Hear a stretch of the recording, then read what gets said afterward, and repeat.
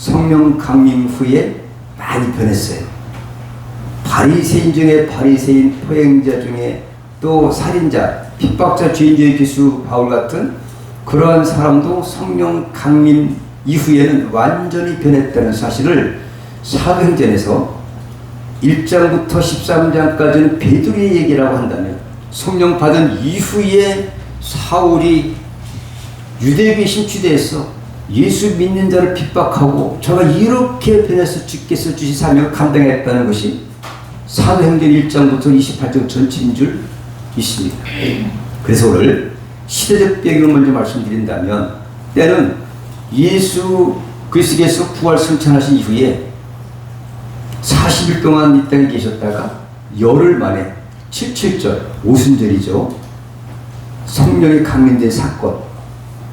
기록연대는 AD 61부터 63년경에 누가가 썼어요. 누가복음이 제1편이라면 제2편이라고 되는 사도행전, 이것이 분리가 돼서 이제 사도들의 행적, 또 성령님의 역사하시는 역사적인 그 기록들이 바로 사도행전, 신약 성경의 오직 유일의 역사서가 사도행전인데, 이거를 통해서 오늘 성령 강림절에, 왜 성령 강림절을 구약부터 반드시 77절을 지켜라 하십니까? 이거를 통해서 우리 오늘 은혜를 받는 시간 되기를 축복합니다. 아멘. 지킬 동기가 있어요. 동기. 왜 이 성경은 교훈과 책망과 의로 교육하기 유익한 책인데 이유가 있다 이거죠. 목적이. 한번 읽어보신 분께서 한번 읽어보실까요? 시작. 복음이 성령을 통하여 확장되고 복음의 역동성과 생명력을 걸치기 위해서. 그래, 한마디로는 다이나믹하다, 역동적이고 생명력 있는 것을 보여주시기 위해서. 여러분, 이런 말이 생각나요.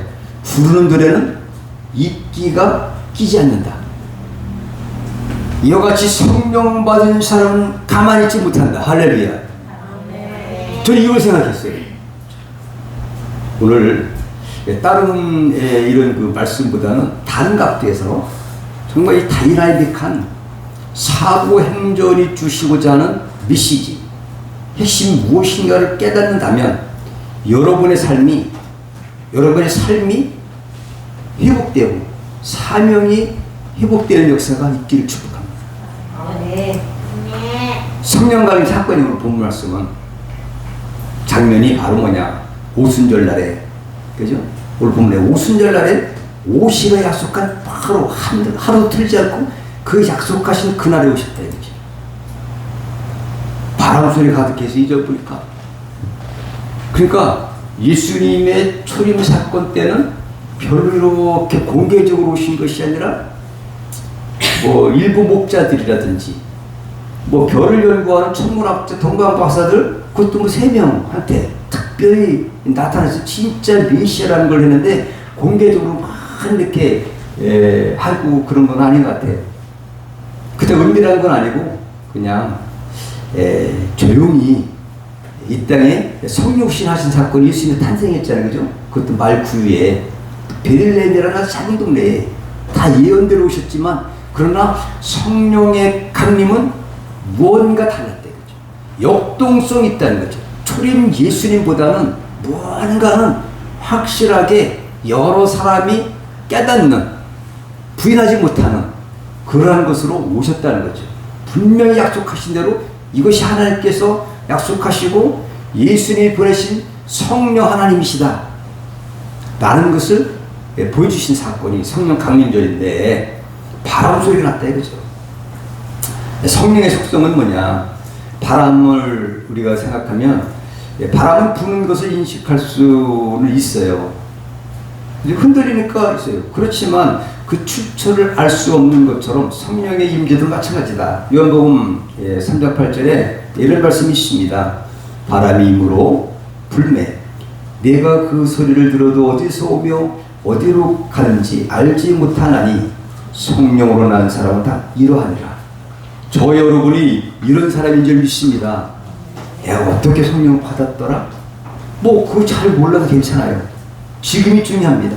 바람이 임으로 불 때 그 출처를 잘 알지 못한 것 같이. 그러나 분명한 것은 바람은 눈에 보이지 않지만 있는 것처럼 성령 하나님은 계신 줄 믿습니다. 역동적으로 역사하시는 그러한 역사, 성령 강림인 줄 믿습니다. 두 번째는 봤다 이거예요. 보였다 이거죠.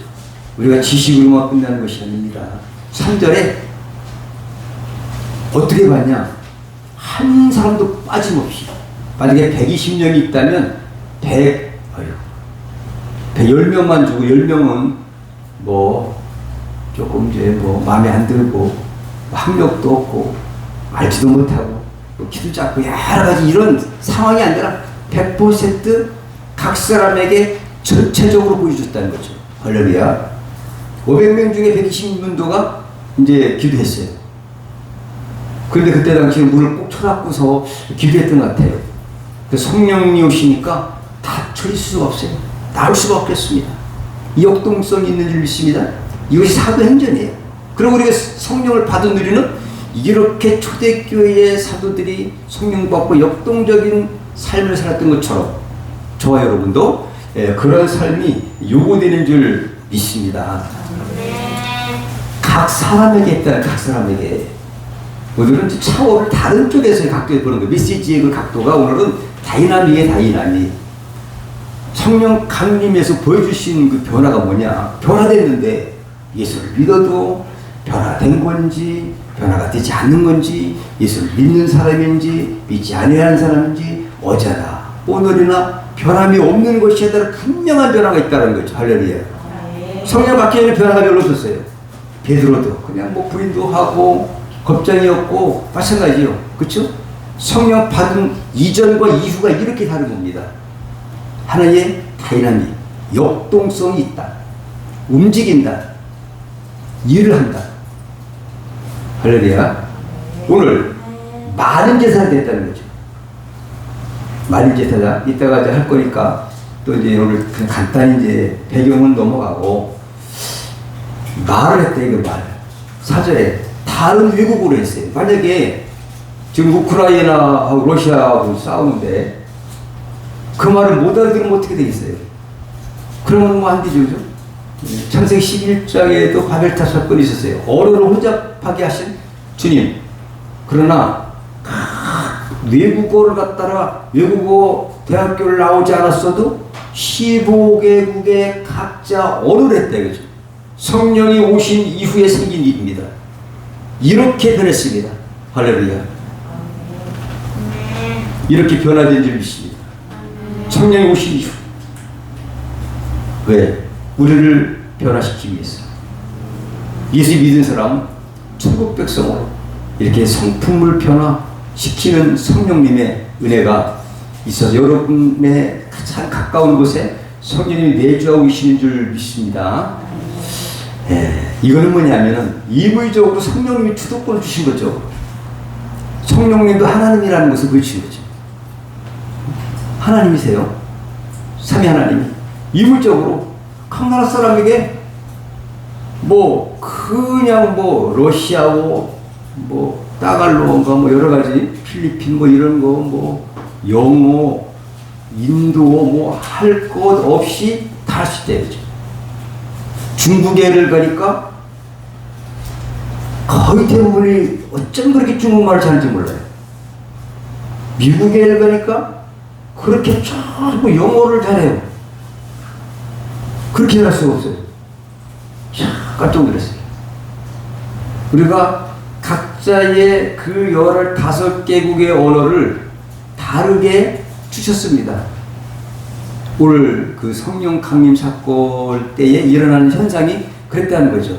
이거는 우리에게 무슨 메시지를 주시느냐. 가르침이 분명히 있는 줄 믿습니다. 이거는 임의적으로 주도권이 있고, 그 다음에 우리는 많은 제사장이라는 거죠. 누구는 주고 누구는 안 줬다는 것이 아닙니다. 지금은 대신방언, 그때는 대인방언인 거죠.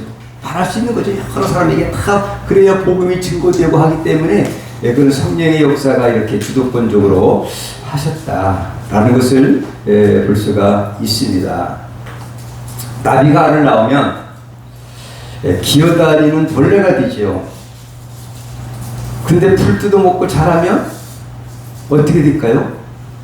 벌레의 모습으로 보이지 않고 완전히 다른 모습으로 변하게 돼요. 원래의 모습은 찾아볼 수가 없어요. 나비를 볼 때. 근데 안에서 깨어나는 것들은 그냥 애벌레예요. 그냥 뭐 상추도 뜯어먹고 고추잎 뜯어먹고 막 뜯어먹더라고요. 근데 어느 사이에 애벌레의 모습으로 없어졌어요. 이와 같이 우리 예수 믿고 성령 받으면 역동적으로 뭐가 되냐? 변화가 된다 이거죠. 어떻게? 가장 좋은 상태로 변화된다. 그래서 성령 강림 이후에 어떻게 변화된 것을 깨닫고 저와 여러분도 그렇게 변화되길 축복합니다. 이제 오늘 우리에게 주신 성령 강림절에 우리가 교훈받아야 될 것이 아닌가.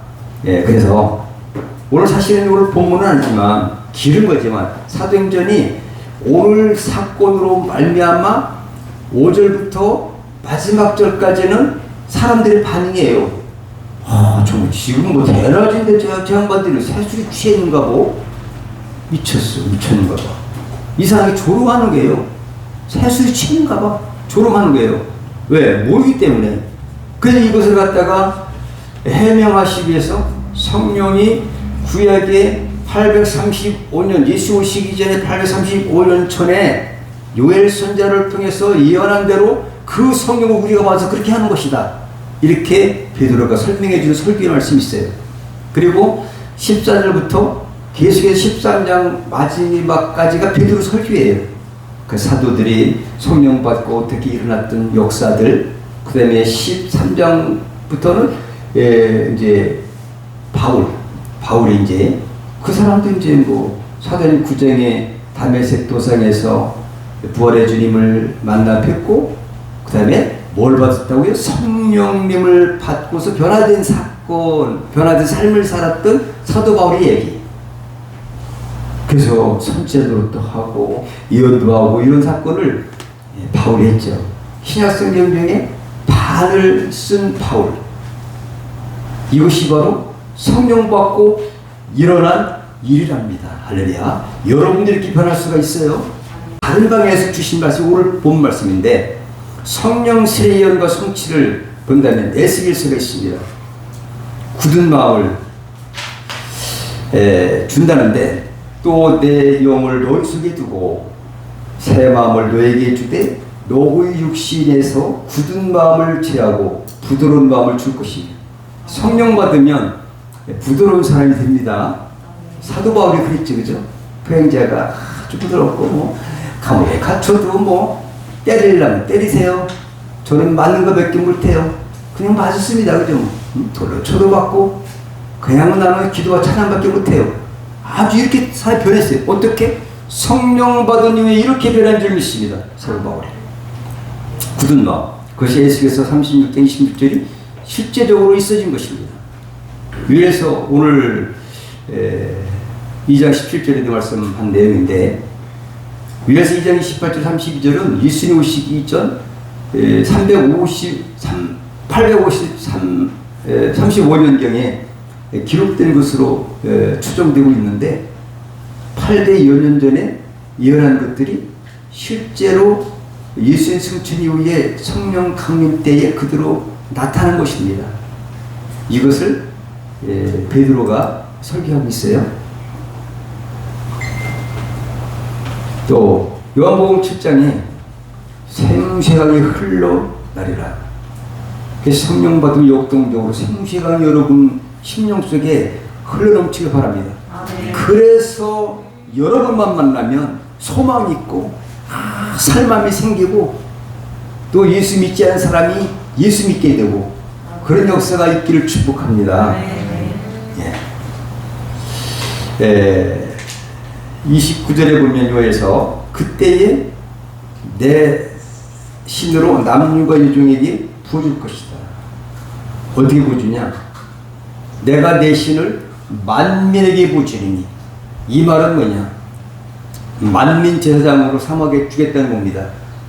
성령 받은 구약에 제사장들이 됐어요. 이혼했어요.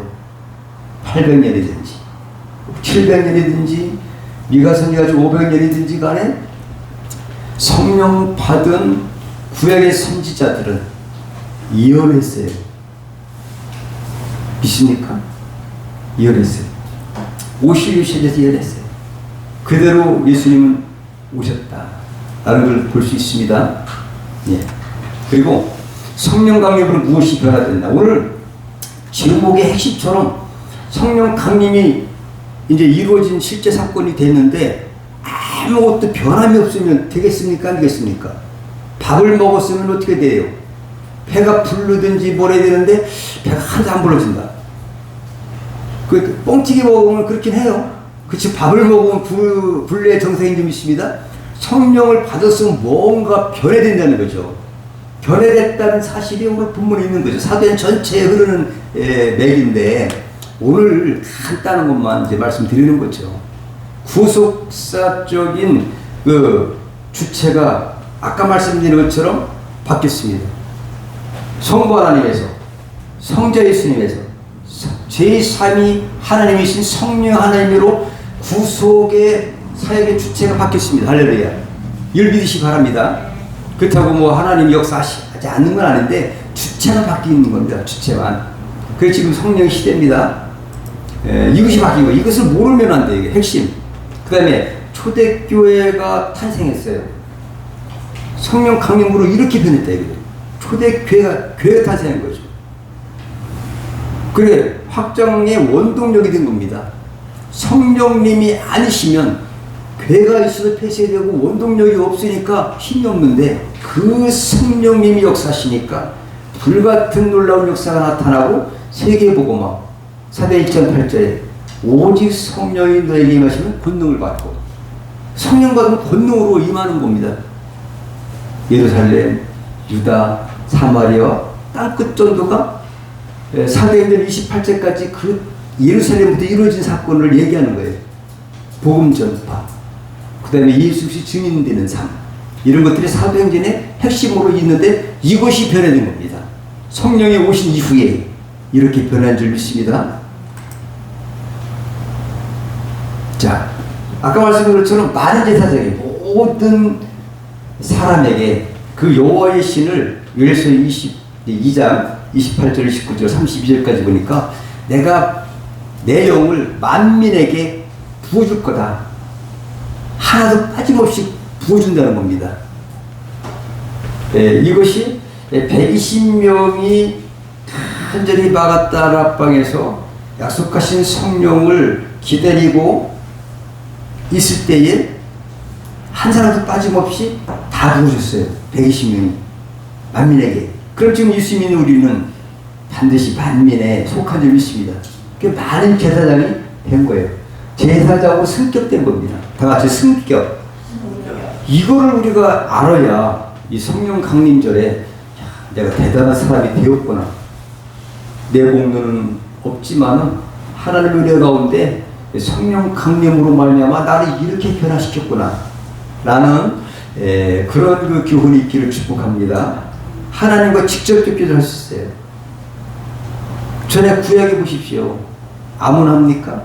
대제사장이 또 성막에 들어가고 지성소에 들어가고 거기서 양을 잡고 이런 아주 복잡한 절차가 있었는데 성령이 오신 이후에 변화된 것은 많은 제사장이 될 수 있도록 승격해 주셔서 내가 그 높으신 그 창조주 아버지 하나님과 직접 성령으로 교제할 수 있다. 많은 제사하고 승격되는 것이 가장 축복을 믿습니다. 기도의 특권 줬다는 거죠. 그 크게 변하는 것을 세 가지로 요약한 거예요. 사도행전 전체를 그 맥으로 요약한 다음에 이렇게 볼 수 있다는 거죠. 성령의 강림 이후에 변화된 사건이 바로 주체가 바뀌었고 하나의 교회의 원동력이 되는 것이 많은 제사장이 돼서 하나님과 자유롭게 교제할 수 있다. 아멘. 여러분 교제를 잘 하시죠? 네. 할렐루야. 예, 아멘 한 우리 민예술 성도님을 축복합니다. 아주 얼마나 예쁜지 몰라요. 아멘 한 거 봐. 교제를 저렇게 해야 돼요. 왜 성령 보내주셨냐? 왜 예수를 보내주셨냐? 교제해요. 많은 제사장이 되게 하신 줄 믿습니다. 근데 이걸 갖다가 왜 안 왔다? 안 해도 뭐 하나님은 손해볼 거 없지만 예, 우리가 손해될 것 같아요. 그러니까 이 다이나믹 역동적이라는 것은 힘있게 움직이는 것을 말해요. 그리고 성령 받은 후에 변화가 역동적인데 베드로의 역동적 반응이 2장에서 13장까지 아까 말씀드린 겁쟁이가 담대해졌습니다. 또 타인을 위해서 전에는 성령 받기 전에는 자기밖에 모르고 뭐 이렇게 살았다면 성령 받은 이후에는 누가 뭐 시켰습니까? 자발적으로 사도행전 3장 보십시오. 안진병이가 전에는 안 받겠습니까? 받겠죠. 근데 남에서 안진병이를 보니까 성령 받으니까 의식이 바꿔진 거죠. 성령 받은 이후에 변화된 베드로의 모습은 은과 목걸이와 내게 있는 것 네게 줄 일을 걸어라. 그를 살렸어요.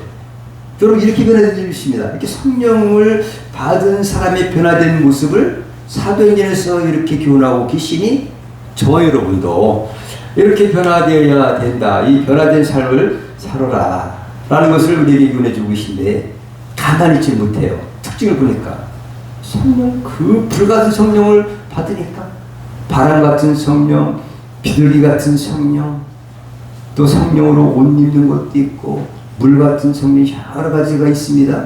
기름 같은 성령도 있고 성령의 여러 특성들이 많이 있는데 그러나 다양하게 주셨어요. 다양하게. 다 손이겠느냐? 발이겠느냐? 여러분들은 성령을 통해서 여러분들의 그러한 그 사명을 찾으시길 축복합니다. 어린아이를 살펴보면 잘 때 빼고는 잠시도 가만히 있지를 못하는 것 같아요. 젖을 달라고 그러든지 울든지 뭐 오줌을 싸더니 똥을 쌌든지 그냥 뭐 가만히 안 있고 그냥 움직입니다. 왜 그럴까? 생명이 살아 움직이기 때문에 그렇지 않을까? 그 죽은 사람의 특징은 숨을 안 쉬더라고요. 어제도 제가 장례식장에 갔다 왔는데 숨을 안 쉬어요. 그죠? 말을 해도 대답이 없는 그런 현장. 살아있는 사람은 뭔가 달리다. 응? 달려. 뭔가 해요. 그래서 오늘 2장에서 변화된 증거를 제시했는데 부활예술 증거에서 22절에 근데 베드로는 33절에 그 담대한 성령 받은 그 이유에 대해서 제시하고 있는 말씀이 33절이에요. 예수께서 하나님께 받아서 우리에게 보내주신 것이라. 그래서 나는 성령 받고 뭐 방언하고 있고 여러분 앞에서 네 이렇게 설교하고 있습니다. 이렇게 베드로의 담대한 모습을 오늘 2장에서 우리에게 교훈하고 계신 것이다. 또 복음 접했어요. 근데 교회가 붕괴했습니다. 41절에 베드로가 설교하니까 3,000명씩 회개 역사가 나타나고 5,000명씩 회개 역사가 나타났어요. 있습니까? 그렇다고 나는 왜 이렇게 못하냐? 사명이 다를 수가 있어요. 사명이 각자에게 어떤 에게는 이어를, 어떤 에게는 이상을, 어떤 에게는 뭐 용들불변하고 뭐 다 달라요. 그런 역사가 나타나고 기도하기 힘들습니다. 성령 받은 이후에 42절에 보니까 그 다음에는 모이기 힘들어요. 모이기 힘쓰는 건 성령의 은혜인 줄 믿습니다. 3장에서 변화된 증거를 제시하고 솔로몬 행각에서 베드로 2차 설교하고 이런 것들이 성령 받은 이후에 변화된 사건들이고 성령 세례는 구약 선자 예언의 성취였었는데 한번 읽어보실까요? 시작. 하나님이 가라사대 발세 내가 내 영으로 모든 육체에게 보시리니 너희 자녀들은 예언할 것이요 너희의 젊은이들은 환상을 보고 너희의 늙은이들은 꿈을 꾸리라. 모든 육체에게 부준하라. 하나도 빠짐없이 그 모든 육체라는 말씀 속에 저와 여러분이 포함된 줄 믿습니다. 만약에 조선시대에 이순신 장군 시대에 AI에 대해서 스마트폰 요즘에 이제 5G인데 6G가 나온다고 하는데 이런 것들 얘기한다면 이게 무슨 말이래? 컴퓨터를 얘기한다면 무슨 꿈 같은 이야기를 할 것 같지만 지금 생각하면 공상방화에 있었던 쓸 법한 일들이 실제 이루어지고 있습니다. 뭔가 달라진 거죠. 얼마나 용기 있는 삶을 살릴 것인지. 요엘서 2장 이 말씀은 다 같이 할 거예요. 다 선지자가 될 것이다. 이거예요. 믿습니까? 다 만일 제사장이 될 것이라는 얘기예요. 만명의 보주, 성령 받은 사람은 선지자 역할을 했다니까요. 믿습니까? 출애굽기 15장 보십시오.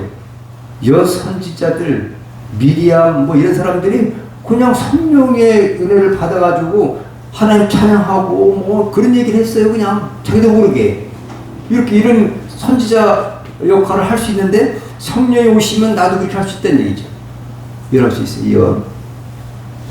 다시 오실 예수, 베드로 또 사도 바울 이런 분들이 많이 앞으로 될 일들에 대해서 많이 예언을 했다. 그리고 그리스도 성령 세례 약속을 잠깐 넘어가면 마태복음 3장 11절에 나는 너희에게 계약이에요. 물로 세를 주거니와 내 뒤에 오시는 나는 나보다 능력이 많은 세례 예언이 한 말이에요. 나는 그의 신을 들기도 감당치 못하게 하노라. 그는 성령과 불로 너에게 세를 줄 것이다. 성령과 불로 세를 줄 것을 세례를 통해서 예언했고요. 누가복음 11장 13절에는 뭐냐? 너희 천부께서 구하는 자에게 성령을 주시지 않겠느냐? 성령에 대한 약속을 하셨고요. 누가복음 24장 49절에는 볼지어다 내가 내 아버지의 약속하신 것을 너에게 보내리니 너희는 위로부터 능력을 입혀올 때까지 이 성에 요하라. 요한복음 14장 16절에 예수님께 직접 말씀하신 거예요. 내가 아버지께 구하겠으니 그가 또 다른 보혜사를 너에게 주사 영원토록 너희와 함께 있게 하실 것이다. 사도행전 1장 4절 5절에도 이렇게 누가를 통해서 성령 약속해서 사도와 같이 모이사 저에게 분부해 가서되 예루살렘을 떠나지 말고 내게 들은 바 아버지 약속하신 것을 기다리라. 요한은 물로 세례를 베풀었으나 너희는 몇 날이 못되어 성령으로 세례를 받으리라 하셨느니라. 성령의 세례 약속을 분명히 하신 줄 믿습니다. 그냥 있어진 것이 아니라는 게 역사적인 그런 예언과 역사적인 그런 계획에 의해서 오셨다. 누구에게 성령 주실까? 누구에게 주실까요? 이사야 32장 15절에는 성령 우리 모두에게 준다는 거죠. 우리에게. 만민에게. 그러니까 예수 믿는 모든 사람에게 누구 구별 없이 모두에게 주신다는 겁니다. 그럼 예외가 없는 줄 믿습니다. 반드시 받아야 되는 거죠. 반드시 주시기 원하시는 하나님께서 사모하는 자에게는 주실 줄 믿습니다. 개별적 은사를 찾아야 됩니다. 오늘 이 말씀을 준비하면서 개별적인 은사를 찾지 않으면 안 된다. 만민에게 보여주신다고 했으니까. 그 성령을 받았다면 가장 귀한 선물을 받아서 그 사명을 찾아야 될 것이 아니냐. 베드로는 예수님께 사명을 받았죠. 그리고 성령 세례를 받은 후 사명을 감당했어요. 이 말은 뭐냐면 사명을 제대로 찾았다는 것을 말하고 있다 이거죠. 마태복음 4장 19절에 보면 말씀하시되 나를 따라오너라 내가 너희로 사람을 낳는 어부가 되게 하리라 하셨어요. 그리고 누가복음 5장 10절에도 이제후로는 내가 사람을 취하리라 이렇게 말씀하셨어요. 그런데 성령 받기 전에는 이런 일이 있었어요? 없었어요? 못했어요. 사명을. 그 성령 받으니까 베드로가 설교했던 2장에는 3,000명 3장인가 4장입니까? 5,000명 8,000명의 회개하는 역사 나타났잖아요. 사람 낳는 어부의 삶을 감당하게 하신 성령님. 그렇다면 우리도 우리의 각자에게 주신 사명을 찾아야 된다. 뭘 찾느냐 이거요. 찾는 자에게 찾게 해주신 줄 믿습니다. 마태복음 7장 7절 이후에 그 사명을 찾는 거죠. 베드로는 성령 받고 사명을 제대로 찾은 사람이에요. 여러분의 사명은 뭐라고 생각하십니까? 찾으시길 축복합니다. 사명을 찾아야 되는 거죠. 사도행전 2장 41절에 베드로가 사명 찾은 것들을 이렇게 우리에게 증거하고 있어요. 그 말을 받는 사람들은 세례를 받으며 이날에 제자의 수가 3천이나 더하더라. 삼위일체를 찾은 것 같아요. 여러분, 창세기 30장에 보니까 꿈을 꿔가지고 수집한 사람이 있어요. 먹고 사는데 지장이 없었어요. 오늘 유에서를 통해서 오늘 사도행전 2장에 또 베드로가 설교한 내용을 통해서 꿈을 꾼대요. 다 꿈을 꾸냐? 늙은이들은 꿈을 꾸냐? 젊은 17세 청년이 꿈을 꿨는데요. 그 꿈대로 이루어졌습니다. 꿈을 2번 꿨어요. 그리고 꿈을 반드시 이루어질지 알고 역동적인 삶을 살았어요. 어디가 감옥에서도 변치 않고, 그때 애굽의 총리가 된 것뿐만 아니라 먹고 사는 데 지장이 없었어요. 7년 감옥에 있어서도 끄떡없이 사는 줄이 있습니다. 많은 사람들을 살리는 그 역할을 이 꿈을 그대로 역동적으로 믿고 가도 그런 사실이 있더라. 꿈 얘기가 나오니까 얘기하는 거예요.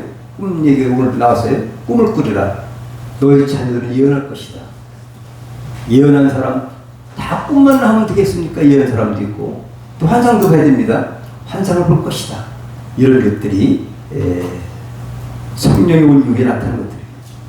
자녀들은 예언할 거래요. 구약의 선지자들이 예언했어요. 환상을 본다. 고넬료 베드로가 사도행 10장에 보니까 환상을 보고 서로 만났습니다. 이런 역사들, 개별적인 은사를 찾으시길 축복합니다. 나의 은사는 뭐냐? 다 같이 한번 함께 읽었으면 좋겠습니다. 시작. 베드로가 가로되 너희가 회개하여 각각 예수 그리스도의 이름으로 세례를 받고 죄사함을 받으라. 그리하면 성령을 선물로 받으리니. 정말 우리 간절히 사모하고 바가다라프에서 약속하신 성령을 만민에게 부어주실 줄 믿고 기대하고 기다렸더니 그 만민에게 한 사람도 빠짐없이 성령을 부어주신 것처럼